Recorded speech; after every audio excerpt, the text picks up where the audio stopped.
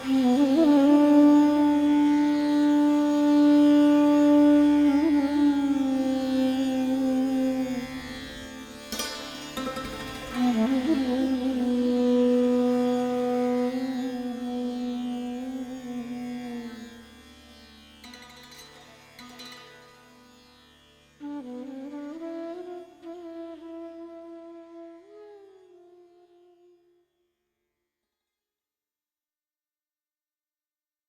ఏమైందిరా?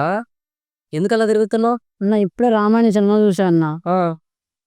అది నీకు ఎలా చెప్పాలో నాకు అర్థం కావట్లేదు అన్న. రే ఏం కాచే కూర్చో. ఏంటి అన్న నేను ఇప్పుడే రామాయణం చూసా అన్న. రామాయణం చూసి ఇప్పుడు కొన్ని డౌట్స్ అన్న. చెప్పరా నీ క్వశ్చన్ ఏంటి అసలు? రామాయణం చూసి ఇప్పుడు సీతని లక్ష్మణుడు అంటే రావణాసుడు అంటే ఎత్తుకెళ్ళారు కదా. రాముడు అంత కష్టపడాలి ఆ సీత కోసం.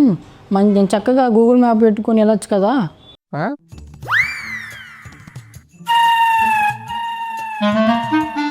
రాముడు ఫుడ్ కోసం అంత కష్టపడాలన్నా.